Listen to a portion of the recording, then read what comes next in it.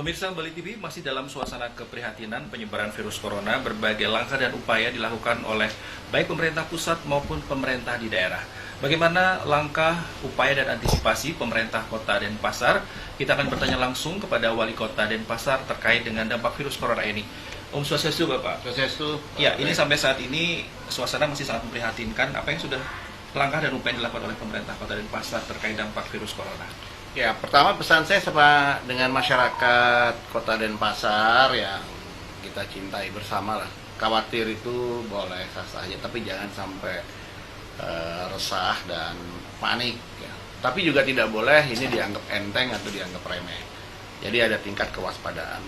Yang pertama, langkah-langkah kita itu, jadi dari sebelumnya teman-teman itu sudah membaca situasi secara umum ya, baik itu perkembangan virus corona secara global maupun secara nasional dan juga lokal di Bali itu sendiri dan juga di Denpasar. Sehingga perlu dibentuknya awal itu sebagai tim mitigasi namanya. Jadi tim mitigasi ini sudah mereka sudah mulai bekerja di situ, ya itu ya, jadi sebelum adanya Satgas itu. Jadi Pak Asisten kami juga sudah bergerak, Dinas Kesehatan bergerak dan mengikuti juga protokol-protokol yang memang disarankan oleh Kementerian Kesehatan dan juga dari pusat ya, dan sudah terbentuk di sini dan sudah juga melakukan sosialisasi yang sangat masif dalam artian itu sampai ke tingkat kepala desa, perbekel dan lurah, dan juga ini juga akan akan dilanjutkan juga ke tingkat lingkungan, dusun sebagai satgas swadaya nantinya ke depan seperti itu. Dan ini juga sudah dipersiapkan dengan sedemikian rupa oleh rumah sakit kami dan dinas kesehatan kami dan juga call center kami 112. Artinya untuk tidak membuat panik masyarakat ya. Dan masyarakat ini kalau memang ada yang kekhawatiran tentang hal tersebut dapat menghubungi 112 dan itu sudah berlangsung, sudah berlanjut, ada beberapa telepon.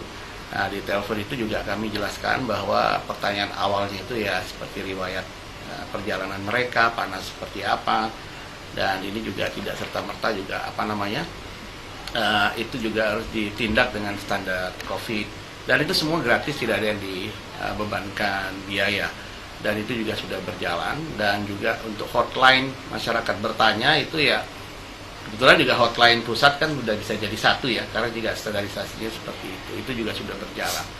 Dan kita juga menyebarkan surveillance dalam hal ini. Jadi surveillance ini adalah satu health intelligence di bawah yang mencari di sini orang-orang yang mengalami flu, batuk, demam ya, arti gejala-gejala awal.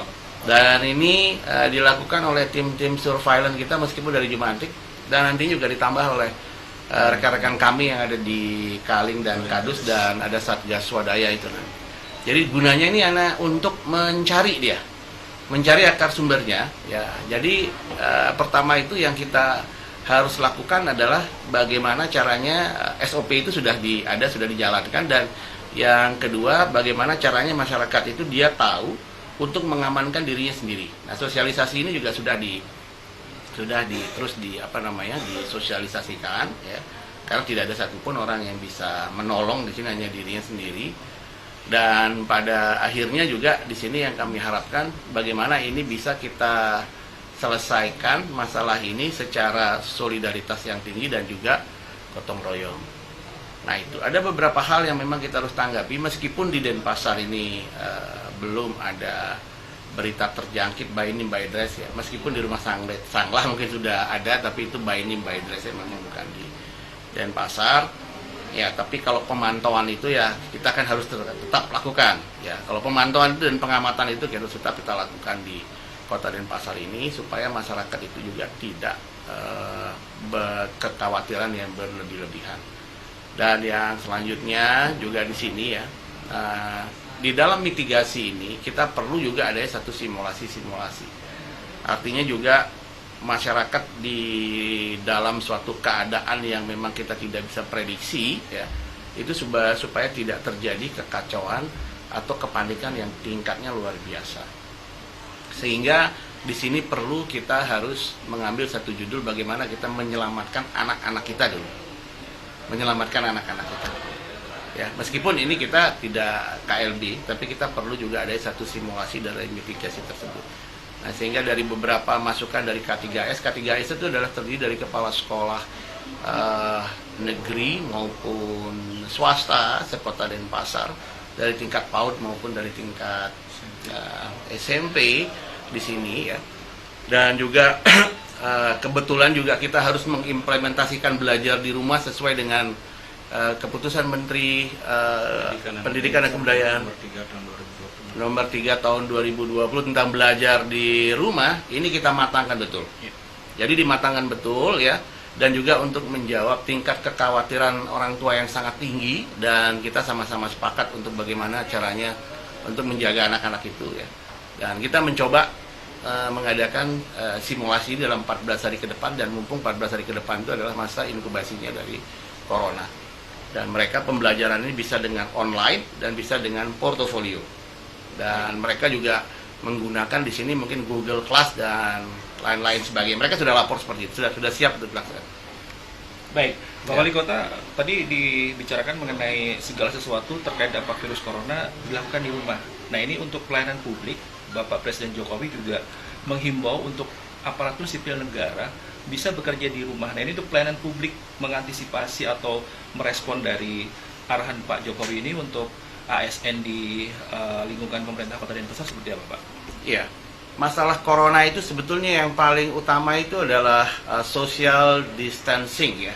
Bagaimana kita mengatur jarak sosial sebetulnya. Ini sebagai salah satu strategi untuk memotong jaringan-jaringan carrier, untuk jaringan-jaringan pembawa daripada penyakit itu sendiri. Dan ini memang istilahnya preventif itu sangat baik sekali sebetulnya dan harus tanggap.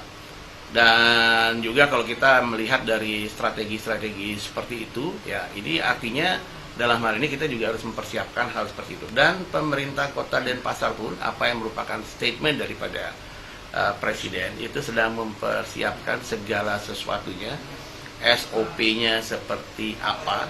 Dan sama seperti belajar di rumah, jadi itu bukan libur sebenarnya, tapi memindahkan mekanisme belajar itu di rumah. Dan sekarang memindahkan mekanisme belajar itu ada di ada di rumah juga.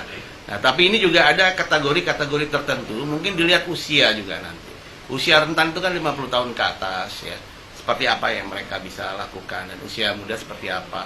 Nah, ini sedang disusun SOP-nya oleh Badan Kepegawaian dan Sumber Daya Manusia kita ya, sedang dipraktekkan ya. Dan juga tentu teknologi dan smart city memang kita harus full lakukan. Baik, terima kasih. Pemirsa, demikianlah perbincangan kami bersama Wali Kota Denpasar, Bapak Ide Bagus Raidar Mawijaya Manto. Terima kasih atas perhatian Anda, sampai jumpa.